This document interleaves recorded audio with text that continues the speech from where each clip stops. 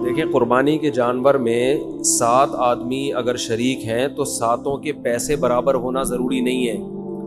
بعض دفعہ گھر کا کوئی فرد بچڑا لے کر آتا ہے, چھوٹے بھائی کا حصہ بھی ڈال دیا, درمیانے والے کا بھی ڈال دیا, ایک ہمشیرہ کا حصہ ڈال دیا, اس میں کسی نے پورے پیسے دیے, کسی نے آدھے دیے, کسی نے کوئی بیٹھ کے پیڑے کھانے والے بھی گھر میں ہوتے ہیں, وہ فری پھوکڑ میں حصہ اس کے نام ہو گیا. تو یہ سب جائز ہے.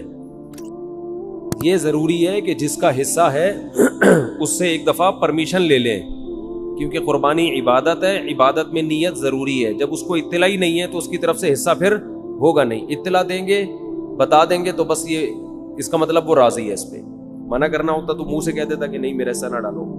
تو اتنا کافی ہے, سب کی طرف سے برابر پیسے شامل ہونا ضروری نہیں ہے. اور جو 7 حصے آپ ڈالیں گے سارے عاقل بالغ ہونے چاہیے, ٹھیک ہے. مرحومین کی طرف سے بھی قربانی جائز ہے. مرحومین کی طرف سے جو قربانی ہوتی ہے وہ ہوتی آپ کی طرف سے ہی ہے, لیکن اس کا ثواب مرحوم کو ملتا ہے, وہ ہوتی آپ ہی کی طرف سے ہے. اس لیے آپ اس گوشت کے مالک ہیں, کھائیں صدقہ کریں, آپ کی مرضی ہے. کیونکہ مرحوم وہ کسی عمل کا مکلف نہیں ہے, اس کا تو بیچارے عمل کا دروازہ بند ہوا تبھی تو مرحوم ہوا نا وہ.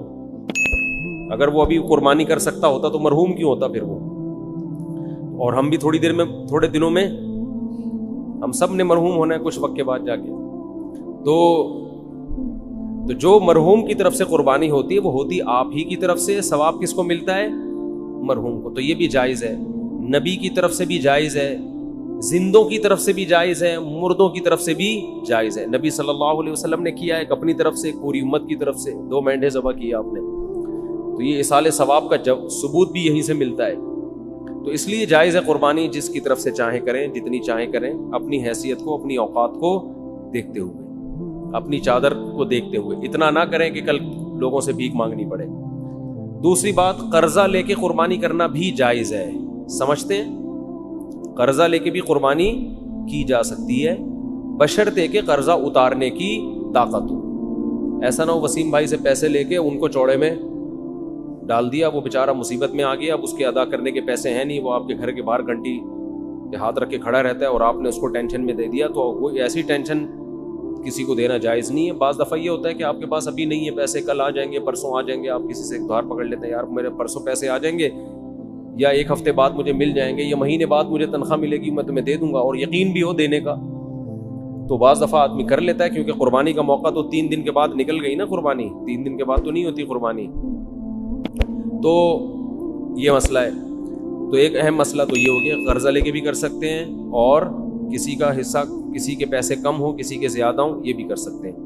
ایک اہم مسئلہ یہ بھی ہے قربانی میں کہ گائے کے جب 7 حصے ہوں گے تقسیم کے وقت, تو 7 حصوں کو تول کے تقسیم کرنا ضروری ہے, کیونکہ سود گوشت جو ہے یہ سودی اموال میں سے ہے.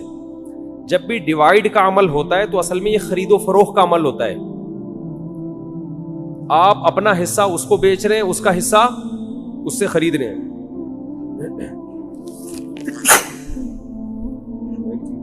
یہ دھونا پڑے گا. تو آپ اپنا حصہ کسی کو بیچتے ہیں, اس کا حصہ اس سے خریدتے ہیں. تو یہ تقسیم کا عمل جو ہے نا اصل میں یہ خرید و فروخت کا عمل ہوتا ہے.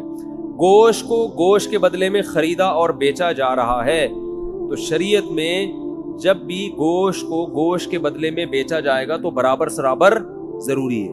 جیسے کھجور آپ نے بیچی اور اس کے بدلے میں دوسری کھجور لی, تو 1 کلو کھجور کے بدلے میں 1 کلو کھجور لے سکتے ہیں. ایک دانہ بھی اوپر چلا گیا تو حدیث میں آتا ہے یہ خالص سود ہے, عین الربا. اس کو کیا کہا گیا ہے؟ خالص سود. یہ صرف کھجور تو ایک مثال ہے, ہر تول کے بکنے والی چیز احادیث سے پتہ چلتا ہے. کھجور چونکہ تول کی بکتی ہے نا, اس زمانے میں کیل کے ذریعے بکتی تھی, آج تول کے بکتی ہے. تو کوئی بھی کیل والی چیز جو لیٹر جیسے پیمانہ ہوتا ہے یا تول والی چیز, ان تمام میں سودی احکام جاری ہوتے ہیں. تو گوشت کو جب گوشت کے بدلے میں بیچا جائے گا تو برابری ضروری ہے. تو جب قربانی کے 7 حصے کریں تو اندازے سے نہ کریں بلکہ تول کے کریں, اور اس میں احتیاط مزید یہ کر لیں کہ ہر حصے میں کلیجی ملا دیں تھوڑی سی. سودی احکام میں یہ بھی ہوتا ہے کہ اگر اس کے مخالف جنس ملا دی جائے تو پھر کمی بیشی جائز ہے. جیسے آپ 1 کلو کھجور بیچ رہے ہو اور ادھر سے لے رہے ہو 1.5 کلو کھجور, تو یہ آدھا کلو کیا ہو جائے گی؟ حرام ہو جائے گی نا. لیکن اگر اس 1 کلو کھجور میں آپ کچھ اور ملا دیں, 2-4 سیب ملا دیں اس میں, آپ ادھر سے 1 کلو کھجور ہے اور 2 سیب ہو گئے, ادھر سے 1.5 کلو کھجور, تو یہ پھر سود نہیں ہوگا, یہ جائز ہوگا.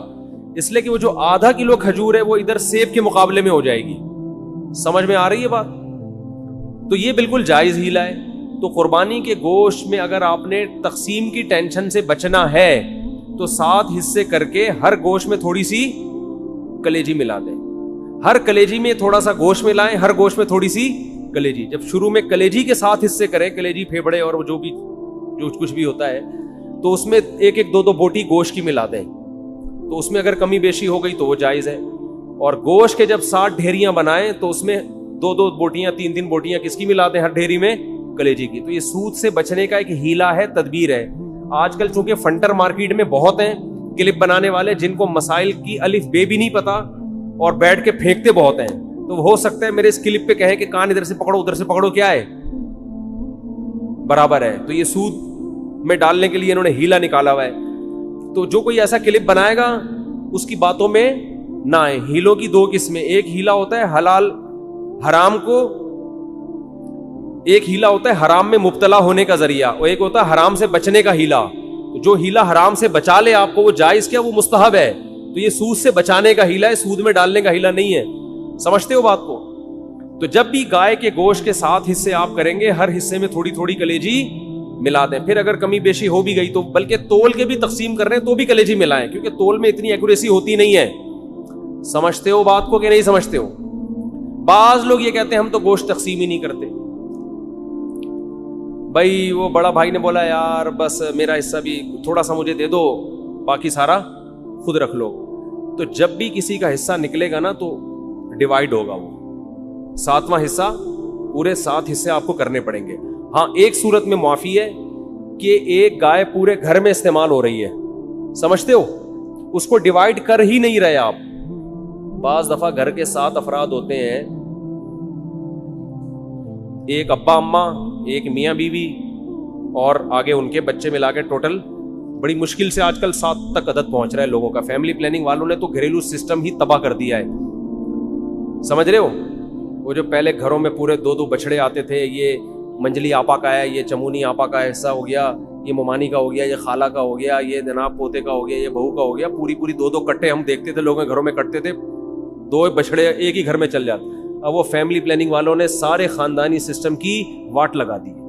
بچے ہی نہیں ہے, اور خدا کی قسم جس گھر میں بچے نہیں ہے, عید بقرعید کا مزہ تو اس گھر میں ہے ہی نہیں. ہمارے بچوں نے 10 دن سے پڑھائی چھوڑ دی ہے. گائے آ رہی ہے, کلابازیاں کھا رہے ہیں, مدرسوں کی شکایتیں آنی, پڑھ کے نہیں دے رہے. ہم کہتے ہیں بھائی بقرعید گزرے گی تو پڑھیں گے, ابھی ہمارے بس میں نہیں.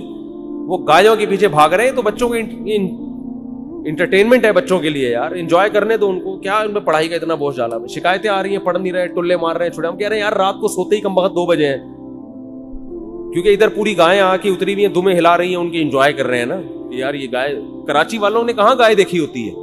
وہ ایک ویڈیو ہے بنارس کی, اس پہ بیل کے پیچھے پبلک بھاگ رہی ہے, اس پہ نیچے کے پی کے والوں نے, پنجاب والوں نے کمنٹس کیے ہوئے کہ کراچی والوں نے کبھی گائے دیکھی نہیں ہے. واقعی نہیں دیکھی بھائی. گائے تو کھیتوں میں ہوتی ہیں یار, بکریاں شہروں میں تھوڑی ہوتی ہیں. تو ہمیں تو یہی تو سیزن ہے ہمارا گائے بچڑے دیکھنے کا, اور ایسا بچڑا مارکیٹ میں آ رہا ہے, طبیعت خوش ہو جاتی ہے دیکھ کے.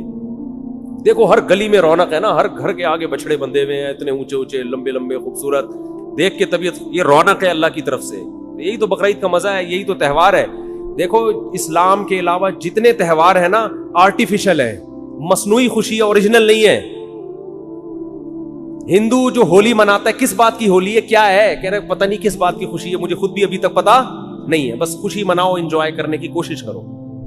عیسائی کرسمس مناتے ہیں 25 دسمبر کو, کس بات کی خوشی, عیسیٰ علیہ السلام پیدا ہوئے تھے. تو آج تھوڑی پیدا ہوئے ہیں, وہ تو پیدا ہوئے ہوئے ان کو 2100 سال گزر چکے ہیں بھائی. یہ جو سالگرہ کی خوشی ہے مصنوعی خوشی ہے. پیدا تو اس وقت ہوا تھا نا جب بچہ پیدا ہوا تھا, اس وقت انسان خوش ہوتا ہے. ابھی 1 سال کے بعد کیا کروں میں, ہو گیا تو آج کا دن پیدا ہوا, تو آج کا دن یہ 2021 ہے آج, اور پیدا ہوا تھا 1990 میں پیدا ہوا تھا یہ. تو یہ خوشی ہوتی نہیں ہے, خام خواہ کی منائی جاتی ہے. اور شادی پہ بھی لوگ 1 سال کے بعد کیک کاٹ رہے ہوتے ہیں، حالانکہ مجھے پتا ہے اس دن تو ان کو افسوس ہوتا ہے۔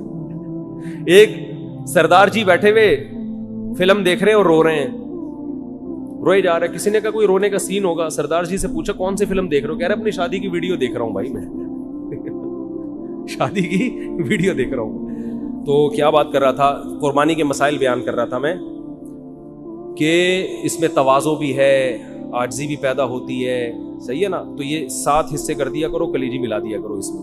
اور کچھ مسائل ہیں قصائی کے۔ قصائی لوگ ایک بہت بڑی بددیانتی یہ کرتے ہیں کہ 4 رگیں کاٹنے کے بعد اندر بھی چھرا مارتے ہیں اس کے جانور کو جلدی ٹھنڈا کرنے کے لیے۔ یہ عمل خلاف سنت ہے۔ 4 رگیں کاٹ کے چھوڑ دیں، بلڈ نکلنا چاہیے جانور کا، تھوڑی دیر تڑپے گا، بلڈ اس کا نکل جائے گا، گوشت صاف ہو جائے گا۔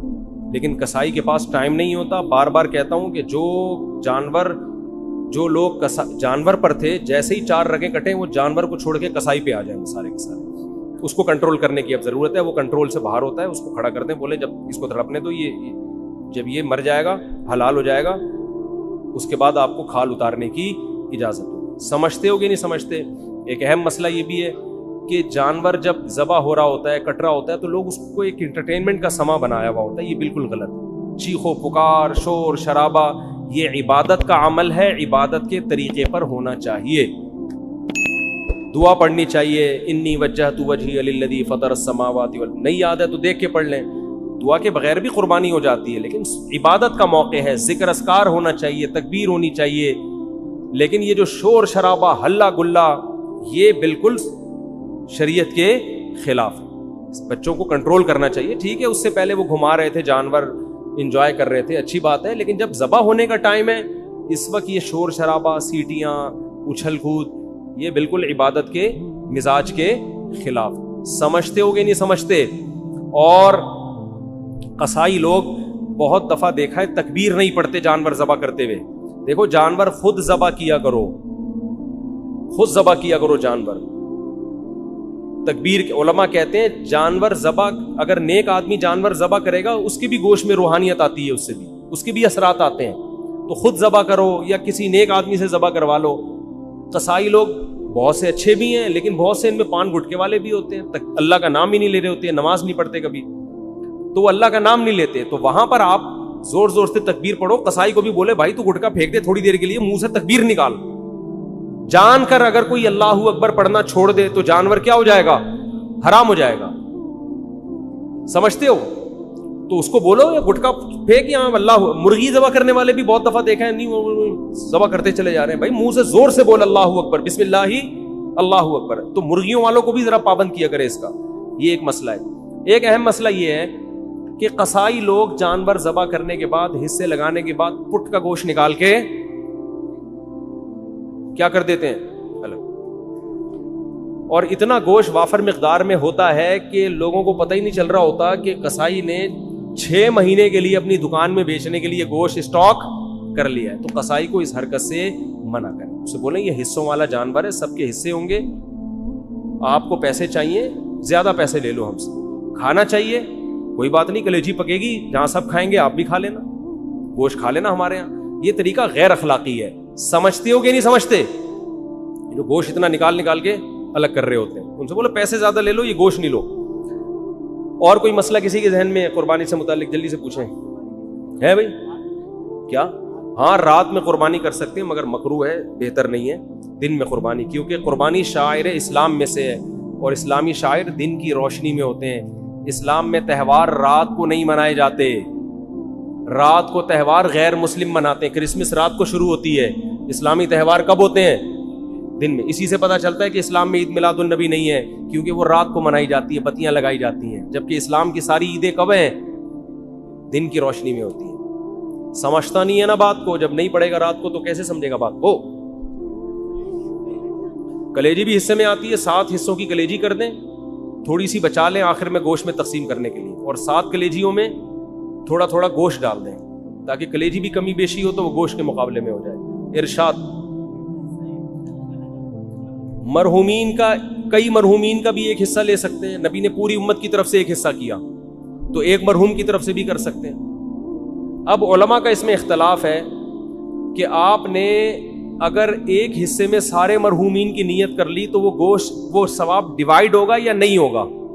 بعض کہتے ہیں ڈیوائیڈ نہیں ہوگا بلکہ سب کو پورا پورا ثواب ملے گا. وہ اس کی مثال آگ کی دیتے ہیں کہ ایک آگ ہے, آپ جتنے بھی اس سے چراغ روشن کرو اس آگ میں کمی نہیں ہوتی. لیکن بعض علماء اس کے قائل ہیں, اور یہ بھی مضبوط قول ہے, کہ وہ ڈیوائیڈ ہو جائے گا. سمجھتے ہو وہ کیا ہو جائے گا؟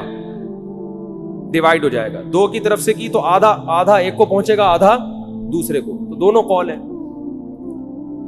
سمجھتا نہیں ہے نا بات. تو بہتر ہے کہ والدین میں سے ہر ایک کے لیے الگ, کسی کے والدین مرحوم ہے تو ایک ایک پورا پورا حصہ دونوں کی طرف سے ڈال لیں.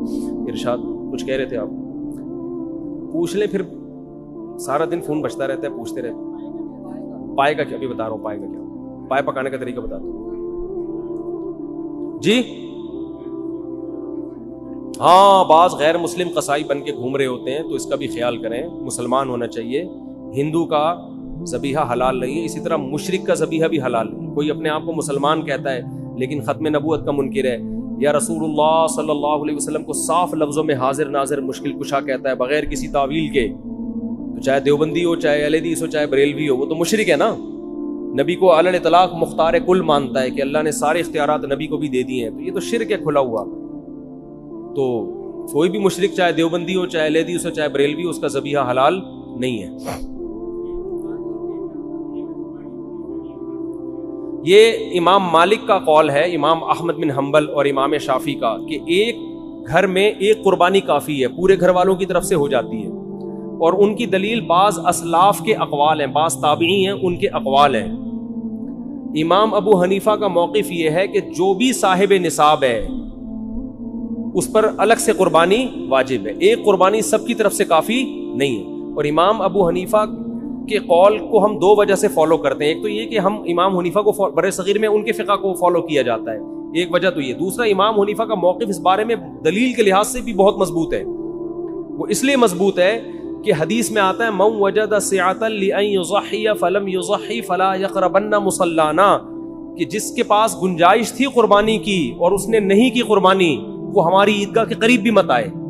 تو اس میں نبی نے مرد اور عورت کا فرق نہیں کیا, شوہر بیوی کا نہیں کیا, باپ بیٹے کا نہیں کیا, جس کے پاس بھی استطاعت ہے. سمجھتے ہو؟ نمبر 2 دوسری حدیث, دوسری بات کہ اسلام میں کوئی بھی عبادت ایسی نہیں ہے جو ایک کرے تو دوسری کی طرف سے کافی ہو جائے. وہ تو قربانی بھی ایک عبادت ہے, تو اس میں یہ کیسے ہو سکتا ہے کہ ایک کرے تو دوسرے کی طرف سے کافی ہو جائے؟ عبادت تو ہر ایک پر الگ واجب ہوتی ہے نا. زکوٰۃ میاں بیوی دونوں کے پاس سونا ہے تو دونوں پہ الگ الگ زکوٰۃ ہے. تو قربانی بھی ایک مالی عبادت ہے. حج بھی دونوں پر الگ الگ ہے. حج بدل میں تو ایک وصیت کرتا ہے کہ میری طرف سے پیسہ بھی دے رہا ہوتا ہے, تو وہ تو اس کا نائب بن کے الگ سے اس کی طرف سے حج کر رہا ہوتا ہے, تو وہ بھی ایک حج دو آدمیوں کی طرف سے کافی نہیں ہوتا. تو قیاس کے لحاظ سے بھی امام حنیفہ کا موقف بہت مضبوط ہے, اور حدیث کے لحاظ سے بھی امام حنیفہ کا موقف بہت مضبوط ہے. اور اس لحاظ سے بھی مضبوط ہے کہ جب دلائل میں تعارض ہوتا ہے تو اصول یہ ہے کہ عبادت میں احتیاط کے پہلو کو ترجیح دی جاتی ہے, کیونکہ عبادت کس کا حق ہے؟ اللہ کا. تو احتیاط کا تقاضا بھی یہ ہے کہ اگر بیوی مالدار ہے تو اس پہ الگ سے قربانی واجب ہو, شوہر مالدار ہے تو اس پر الگ سے واجب ہو.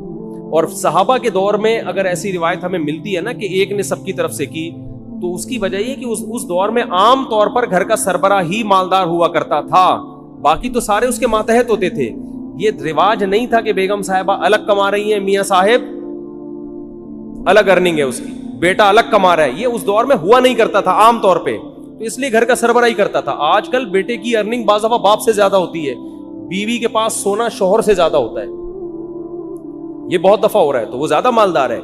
تو اس لیے جو ہماری نظر میں راجح قول ہے, لیکن اختلافی مسئلہ ہے, عرب علماء کہتے ہیں ایک خاندان کی طرف سے ایک کافی ہے, لیکن ہماری نظر میں ایک تو بر صغیر میں فقہ حنفی کو فالو کیا جاتا ہے. ایک ملک میں اگر کسی فقہ کو فالو کیا جا رہا ہے تو آپ 1.5 انچ کی الگ سے مسجد کیوں بنا رہے ہو؟ یہ بھی تو غلط ہے نا, اس سے بھی تو اختلاف پیدا ہوتا ہے. تو جب سے اسلام آیا ہے بر صغیر میں فقہ حنفی ہی کی شکل میں آیا ہے, تو فقہ حنفی کو فالو کیا جاتا رہا ہے. تو اس لیے بھی کہ دلائل کے لحاظ سے بھی امام ابو حنیفہ کی بات بہت زیادہ مضبوط ہے. تیسرا اس لیے بھی کہ عبادت میں جب دونوں قول ملتے ہیں تو احتیاط کا تقاضا یہ ہے کہ اس قول پر عمل کیا جائے جس میں احتیاط زیادہ ہو. سمجھتے ہو؟ اور چلو بھائی کوئی مسئلہ, پائے کی تقسیم کیسے ہو؟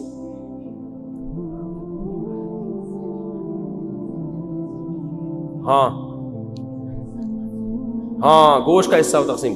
البتہ ایک ہی گائے اگر ایک گھر میں ہے نا, ایک گھر میں پوری گائے ہے, ایک ہی فریج میں ہے, وہ تو تقسیم ہو ہی نہیں رہی نا بھائی. 7 بندے تھے, اٹھا کے ایک فریزر میں ڈال دیا پورا بچڑا, تو وہ پھر نکال کے سب کھاتے رہے. وہاں تو تقسیم کا عمل ہو ہی نہیں رہا ہے. جہاں تقسیم کا عمل ہوگا تو 7 حصوں میں ڈیوائڈ کرنا پڑے گا, ہر حصے میں کلیجی ملا دیں تاکہ سود کے مسائل سے اجتناب ہو, جس پر میں تفصیل سے بات کر چکا ہوں. اور جی سیری ضائع ہو جاتی ہے, نہیں ہونی چاہیے. اچھا ایک جی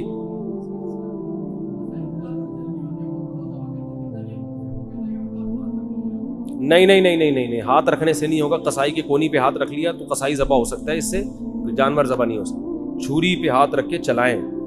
ہاں قصائی کو بولے تیرے پاس ٹائم نہیں ہے تو پھر آیا کیوں, ادھر بیٹھ آرام سے. میں نے بتایا نا گائے کو کنٹرول کرنا اتنا مشکل نہیں, قصائی کو کنٹرول کرنا زیادہ مشکل ہے. 2 قصائی کو کنٹرول کرنے کے لیے الگ سے بلائیں, ٹھیک ہے نا.